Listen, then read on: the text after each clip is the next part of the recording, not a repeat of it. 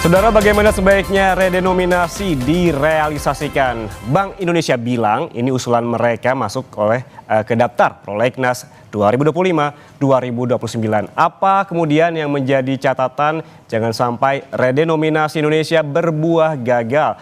Kompas Bisnis akan tanya langsung kepada sejumlah narasumber. Ada anggota Komisi 11 DPR RI dari fraksi PDI Perjuangan, Haris Turino, yang telah hadir di studio. Pak Haris, selamat pagi. Selamat pagi. Dan juga ada ekonom LPM FFB Universitas Indonesia, Teguh Rifki, melalui saluran Zoom. Mas Rifki, selamat pagi. Pagi Mas, apa kabar? Kabar baik tentunya. Kita membahas terkait dengan redenominasi yang menjadi perbincangan publik akhir-akhir ini. Pak Haris, kemudian setidaknya ada 3 syarat tadi yang sempat saya bacakan. Di antaranya ada kondisi makroekonomi yang stabil, ada stabilitas sistem keuangan yang terjaga, dan juga situasi sosial politik yang kondusif. Apakah menurut Anda dari ketiga syarat itu Indonesia sudah memenuhinya? Ya, dari beberapa, katakan syarat yang pertama ya, kondisi makroekonomi yang stabil. Itu biasanya dilihat dari mana sih? Nomor 1 adalah dari inflasi. Kalau inflasinya memang terjaga di level sekitar 2,5-2,6%. Ini selama ini bertahun-tahun BI sukses menjaga inflasi. Oke. Tetapi banyak hal lain, ya seperti katakan tekanan pada mata uang. Kita tahu sekarang rupiah sedang mengalami tekanan yang cukup berat ya. Kurs yang ditargetkan di 16.420, sementara sekarang ada pada kisaran 16.600, 16.700. Belum hal yang lain seperti katakan jumlah hutang luar negeri kita. Utang kita, bukan utang luar negeri, jumlah hutang kita. Hutang pemerintah kan memang kalau dibandingkan terhadap PDB ada di kisaran 40%. Tetapi jangan hanya dilihat itu, tetapi dilihat bahwa utang jatuh tempo berikut cicilannya itu 1.400 triliun dibandingkan dengan APBN kita di 3.600 triliun. Jadi artinya menurut Anda belum waktunya? 40%. Ya, 40% ini cukup besar bagi sebuah negara yang APBN-nya kemudian harus bayar utang dan cicilannya. Juga masih banyak kita kasus tarif, ya, kasus perang dagang. Sehingga kalau tadi BI mengatakan bahwa kerangka regulasi yang mau ditata lebih dahulu, fine, tidak ada masalah. Kerangka regulasinya karena kan MK menyatakan bahwa untuk melakukan redenominasi wajib menggunakan undang-undang. Ya. Jadi kerangka regulasinya ditata, sepakat. Tetapi bahwa pelaksanaannya ya nanti dulu. Tidak usah terburu-buru, prasyaratnya harus dipenuhi agar tujuannya tercapai. Kuncinya jangan terburu-buru ya Pak Haris ya. Tapi tadi yang dipaparkan terkait dengan kondisi makroekonomi yang stabil, stabilitas sistem keuangan, ini kan dua-duanya bisa dihitung karena ada angkanya. Kemudian di syarat yang ketiga soal situasi sosial politik kondusif, bagaimana ini menghitungnya? Nah, ini kan bisa dilihat dari katakan jumlah rakyat miskin, ya kan? Karena ini semakin banyak akan menimbulkan ketidakstabilan. Kalau sekarang dari angka yang dimunculkan oleh Biro Pusat Statistik, memang angkanya kan bagus ya. Tetapi realitas di lapangan kita lihat kan, PHK masih banyak terjadi di mana-mana. Dan masih ada sebagian besar masyarakat Indonesia yang memang membutuhkan bantuan pemerintah untuk bertahan hidup, sehingga tentu ini bisa menjadi potensi terhadap ketidakstabilan sosial. Oke, saya tanya ke Mas Rifki. Tadi disebutkan jangan buru-buru. Apakah Anda sepakat dan kemudian bagaimana juga 3 syarat tadi yang sempat kita ungkapkan ataupun kita bahas sebelumnya? Ya, jadi memang kalau kita bicara redenominasi ini kan bukanlah hal yang baru ya. Wacana ini kan sudah sempat dilontarkan beberapa kali sebelumnya. Bahkan selama pandemi COVID pun juga sudah pernah diutarakan ke publik wacana redenominasi ini. Nah, memang yang perlu digarisbawahi adalah kita nggak berada pada kondisi untuk melakukan redenominasi secara urgent gitu. Jadi urgensinya ini memang nggak pernah menjadi top priority untuk redenominasi. Walaupun memang redenominasi ini memberikan beberapa benefit. Jadi ada manfaatnya juga dari melakukan redenominasi ini. Apa saja itu, Mas? Manfaatnya? Pertama adalah kemudahan untuk melakukan transaksi dan proses administrasi, sehingga kemudian ini nanti dalam pencatatan, dalam administrasi menjadi lebih sederhana. Lalu kemudian juga ini akan membuat biasanya kalau ada redenominasi itu mata uang yang besar pun juga menjadi tidak valid yang nominalnya sangat-sangat besar. Nah, ini di beberapa negara memang terlihat berdampak positif terhadap penurunan tindak pidana pencucian uang atau money laundering. Dan ini juga memperkecil celah korupsi yang biasa menggunakan cash dengan nominal yang sangat besar. Tapi memang kalau kita lihat dari redenominasi itu sendiri, biasanya manfaatnya ini lebih ke arah psikologis, bukan ke arah fundamental. Jadi memang kalau ekonomi kita fundamentalnya sedang bagus, redenominasi pun ini nggak akan membuat lebih bagus. Begitupun saat fundamental ekonomi kita tertekan, redenominasi pun juga nggak akan membuat kondisi fundamentalnya menjadi lebih bagus. Jadi ini memang efek psikologis saja di pasar dan transaksi ekonomi masyarakat. Oke, kalau ini hanya efek psikologis, bagaimana hitung-hitungannya? Karena kan memang kita kadang kalau kita datang ke pasar gitu, ada harga-harga misalkan Rp12.200. Ini akan jadi seperti apa? Rp12.250. Ini kan harus ada pembulatan begitu. Apakah ini tidak berisiko ataupun ada pengaruh nantinya terhadap perekonomian? Iya, memang ada kemungkinan akan terjadi opportunistic rounding. Misalnya katakanlah sebuah barang itu nilainya 12.500 gitu. Instead of misalnya dibulatkan menjadi Rp12, mungkin akan dibulatkan ke atas menjadi Rp13. Jadi potensi tekanan inflasi pun akan ada. Tapi kita melihat juga kondisi inflasi kita saat ini relatif manageable. Jadi saya rasa risikonya ini pun juga relatif bisa di contain lah atau bisa di manage. Nah, tapi kalau kita berkaca ke banyak negara lain yang mata uangnya nilainya cukup besar seperti misalnya Japanese yen atau Korean won, itu pun juga mereka tidak mempush untuk melakukan redenominasi karena memang urgensinya ini selalu tidak menjadi top priority gitu, dan memang dalam pelaksanaannya ini butuh waktu yang panjang, butuh transisi, sosialisasi, dan nanti phasing out dari nilai rupiah yang ada saat ini. Dan memang sekarang banyak isu-isu yang lebih urgent, misalnya mengembalikan daya beli, lalu kemudian meningkatkan kelas menengah dan lain semacamnya, sehingga dalam konstelasi seluruh permasalahan ekonomi saat ini memang redenominasi tidak memiliki urgensi yang sangat tinggi. Tidak memiliki urgensi yang sangat tinggi. Anda sepakat dengan itu, Pak Haris? Sepakat sekali. Tadi kan dipaparkan ya bahwa ada 3 tujuan. Yang pertama efisiensi, jelas efisiensi, jumlah kertas lebih sedikit, jumlah kalkulator ya. Kalkulator di Indonesia itu kalkulator 12 digit. Kalkulator 9 digit itu enggak laku di Indonesia. Ya kan? Dengan redenominasi dipotong 3 nol, maka kalkulator 9 digit, laporan keuangan dari semua lembaga ya, ini akan lebih ringkas. Ya. Kemudian praktis terjadi efisiensi di sana. Tujuan pertama tercapai. Tujuan ketiga yaitu kredibilitas mata uang rupiah. Kan keren kalau $1 tidak lagi 16.700, tapi 16,7 perak per US dollar. Kan lebih keren. Keren saja. Ya, tapi tujuan kedua meningkatkan stabilitas, meningkatkan daya saing, enggak ada itu. Berarti Anda setuju ini hanya efeknya psikologis saja? Iya, efek psikologis dan ya untuk keren. Sementara kompleksitasnya luar biasa. Zaman dulu tahun 80-an, tahun 90-an kita terima gaji kan kita di amplop ya ada duitnya. Nah sekarang kan enggak, ting duit masuk seperti itu. Transfer. Tentu yang dirubah bukan hanya fisik uang ya.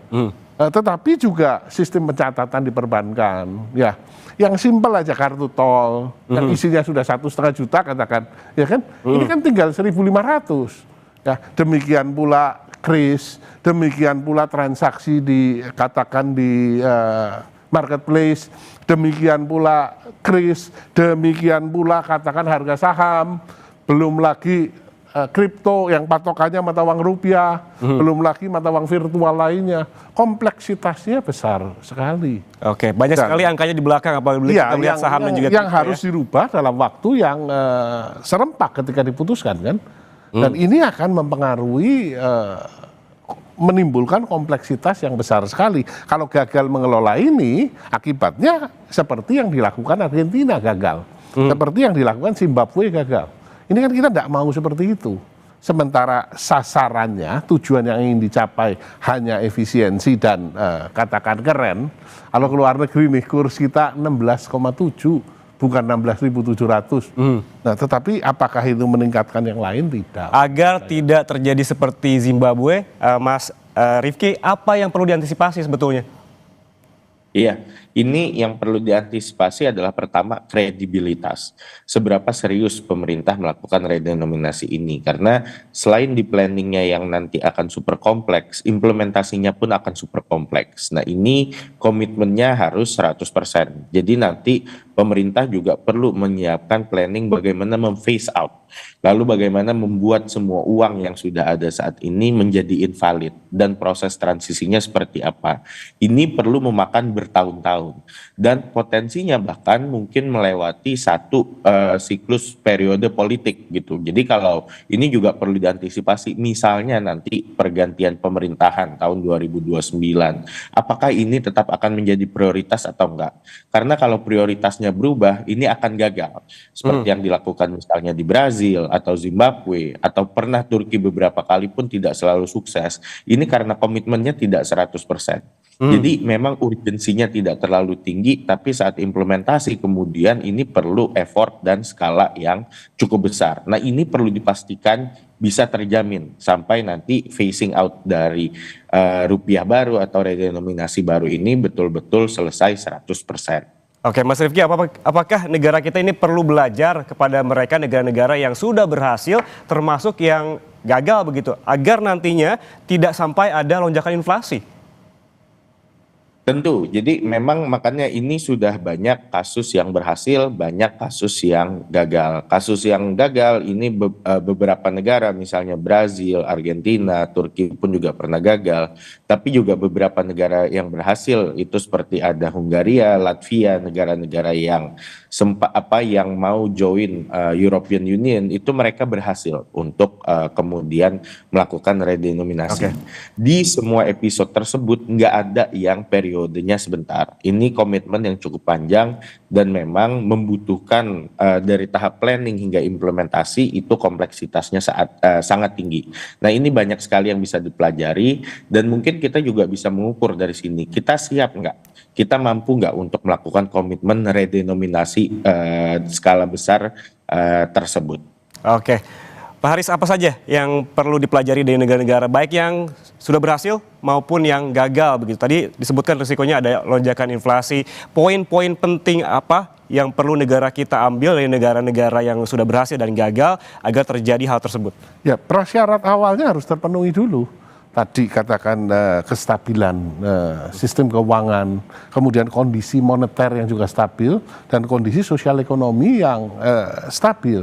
Tanpa ada kestabilan ini, belajar hanya menambah ilmu, dan ini tidak pas kalau dilaksanakan di Indonesia dengan terburu-buru. Kita tahu prioritas Presiden Prabowo kan pertumbuhan ekonomi 8%. Ya itu dulu kita capai lah. Arahnya adalah seluruh kekuatan bangsa diarahkan untuk mencapai ke pertumbuhan ekonomi yang cukup tinggi agar kita tidak terjebak ke middle income trap.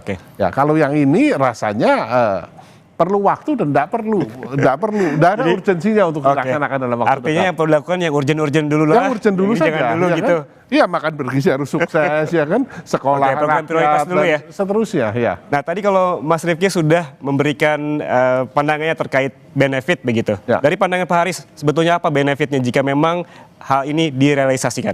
Tadi ringkas, mata uang kita jadi ringkas, jadi keren, katakan $1 16.700 jadi 16,7. Hanya keren saja, padahal kredibilitas satu mata uang bukan ditentukan dari berapa banyak atau sedikitnya nol, tetapi ditentukan dari apakah otoritas moneter mampu menjaga kestabilan pada kisaran 16,7 misalkan. Ini jauh lebih penting dibandingkan hanya menghilangkan nol saja. Ya, di samping efisiensi dan kredibilitas, jelas bahwa redenominasi tidak akan membuat bahwa inflasi lebih stabil, bahwa kemudian daya saing meningkat, tidak ada urusannya dengan itu. Tadi yang sempat saya baca juga adalah salah satu benefitnya atau keuntungannya adalah menghemat tinta. Ya, betul. Kertasnya Berarti kan ada lebih penghematan. Ya, kertasnya lebih sedikit, ya kan? Karena kita tidak nulis nol sedemikian banyak. Betul. Turki motong 6 nol loh. Ya, dan di Zimbabwe motong nol juga banyak sekali. Nah, tentu kalau nolnya terlalu banyak ribet ya, sehingga efisiensi tercapai betul. Ya, akan tercapai, tetapi untuk mencapai ke sana dalam jangka pendek terjadi satu kompleksitas yang luar biasa yang menimbulkan biaya yang tidak kecil. Bukan hanya mencetak duit.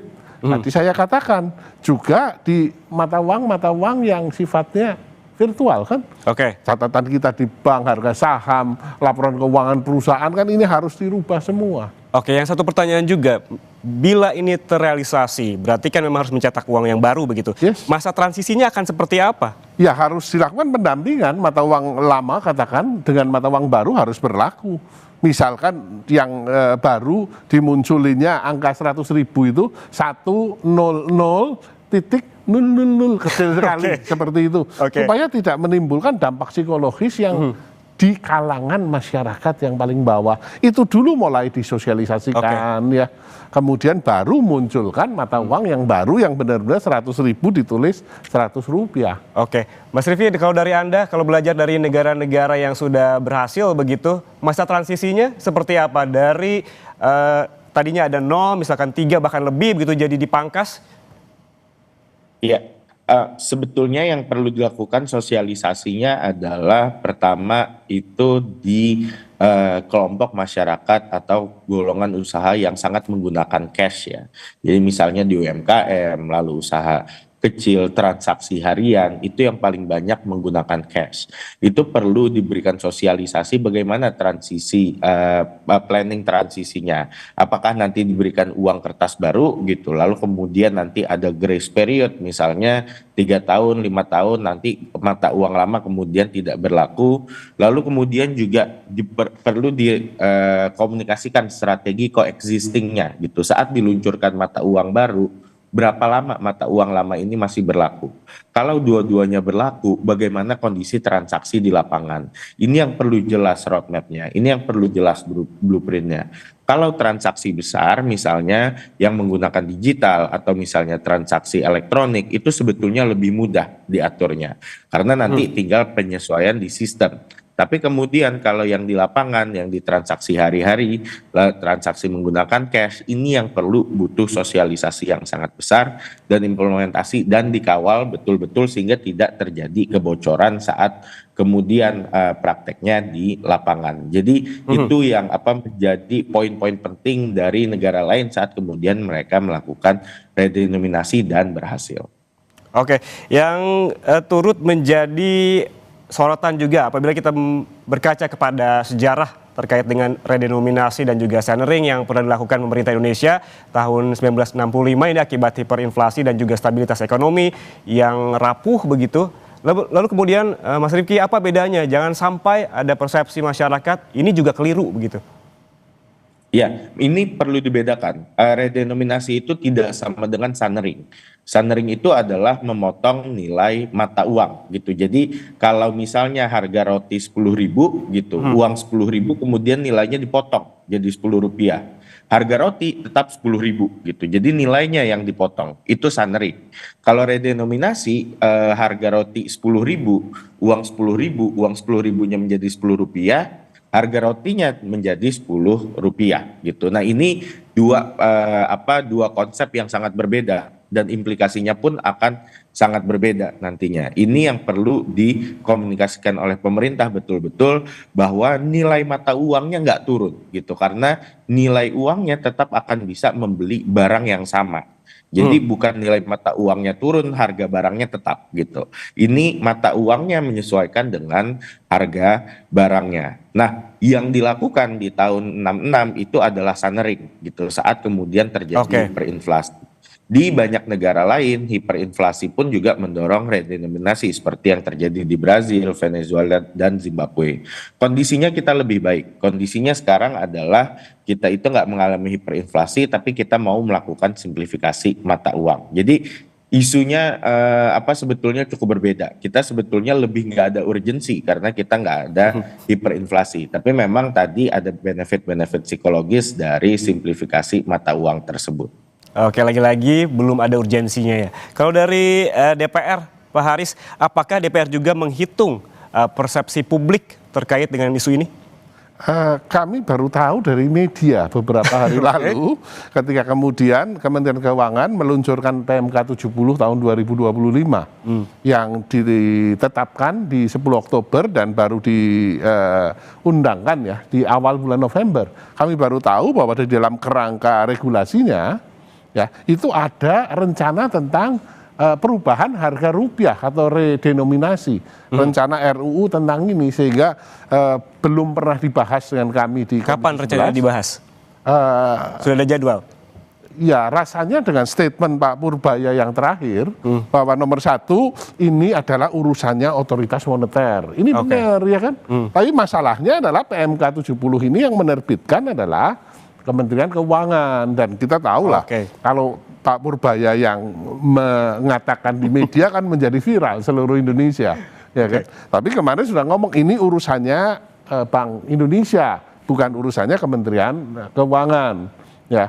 Dan ya kita tidak akan melakukannya secara terburu-buru. Ini tentu sesudah Menteri Sekretaris Negara kemudian mengatakan kita tidak akan buru-buru, Menko juga mengatakan hal yang sama. Kemudian Pak Purbaya kemarin mengeluarkan statement itu. Oke, Mas Rifki bilang belum ada urgensinya, ya. Pak Haris bilang jangan buru-buru. Lalu sebenarnya dalam kondisi seperti apa momentum yang tepat bagi Indonesia untuk melakukan redenominasi ini? Tapi tahan dulu jawabannya. Jangan kemana-mana saudara, susah jeda akan kembali. Untuk Anda tetap bersama kami di Kompas Bisnis. Anda masih bersama kami di Kompas Bisnis, saudara. Sebelum kita membahas terkait dengan kapan waktu yang tepat untuk melakukan redenominasi ini, kita juga tadi sempat berbincang terkait dengan ongkosnya. Akan seberapa mahal sih ongkos melakukan redenominasi ini dan apakah sebanding dengan impact-nya? Nah itu persoalannya, ongkosnya akan besar sekali. Bukan hanya ongkos mengganti duit. Ya, mengganti nol, membuang nol, bukan hanya itu, bukan hanya cetak uang baru, tetapi dampak psikologis masyarakat. Ya, dan yang kedua adalah menjaga bahwa ini tidak boleh gagal, karena kalau gagal malah menyebabkan kondisi ekonomi pertumbuhannya terhambat, terjadi inflasi yang besar-besaran. Kita biasa main di angka ribuan dan jutaan. Satu contoh harga beras 13.200 sekarang. Ya, kalau kemudian dilakukan redenominasi, maka harga beras menjadi 13 perak 20 sen. Kita dari sejak lahir tidak biasa mainan sen. Maka akan di round up ke atas, 14 saja deh. Biar gampang, biar simple. Nah, apa dampaknya? Ini kenaikan 6%. Sehingga akan memicu inflasi. Nah, ini yang kudu dijagain, belum lagi kompleksitas. Menurut saya tadi di masyarakat UKM dalam bentuk uang yang baru ya, kemudian di sistem back end-nya juga ini akan butuh biaya yang cukup besar untuk melakukan sinkronisasi dalam waktu yang sangat singkat. Sementara benefitnya tidak terlalu besar. Oke, kita berbicara soal tadi ongkos, ada catatan yang kami dapatkan begitu, Pak Haris, soal biaya transisi. Tadi kita bicara soal transisinya, kita sekarang bicara soal biayanya. Yang harus dikeluarkan oleh pemerintah, perbankan, pelaku usaha, dan juga masyarakat ini tidaklah kecil. Jadi menurut Anda ini gimana nih? Jadi semua lini nih yang harus mengeluarkan biaya jadinya. Iya, jadi katakan semua perjanjian dagang, simpanan di bank dan seterusnya. Ini kan tentu yang ada kaitannya dengan rupiah, kan angkanya harus dibuang nolnya. Dan ini kan supaya tidak menimbulkan nanti moral hasad di belakang ya. Ini kan harus disepakati dan dilaksanakan dengan sedemikian baik ya. Tanpa adanya ini, maka biaya psikologisnya akan besar sekali. Sementara kembali lagi manfaatnya hanya keren saja, manfaatnya hanya efisien, ya nolnya hilang 3, itu saja. Oke, terakhir Pak Haris, ini penegasan hitungan Anda. Sebetulnya kapan Indonesia siap dengan redenominasi? Ini jadi pertanyaan yang tidak gampang. Ya, menurut saya adalah kerangka regulasinya kalau mau ditata, monggo kita bahas dulu RUU tentang redenominasi. Tidak apa-apa dibahas sambil dilakukan sosialisasi kepada masyarakat. Sambil secara perlahan kita sudah mulai ngajarkan kepada masyarakat, ya, dengan tadi di resto katakan harga 20.000, 20K dan seterusnya. Mulai disosialisasikan pelan-pelan, kemudian mata uang juga sudah mulai digeser pelan-pelan, 50.000, 50, titiknya diganti koma, 000 kecil, ya, secara bertahap. Nah, setelah memang kondisi prakondisinya siap, oke, kita jalankan. Ada kondisi, ada prakondisi yang sebetulnya yang perlu dipikirkan untuk kesiapan terkait dengan pengaplikasian redenominasi. Ya, jangan sampai redenominasi ini akan mengganggu stabilitas pemerintahan Pak Prabowo. Terima kasih Pak Haris atas waktunya bersama kami di studio Kompas TV, dan sebelumnya tadi melalui saluran Zoom sudah ada ekonom LPM FEB Universitas Indonesia Teguh Rifki. Terima kasih sekali lagi atas waktunya bersama kami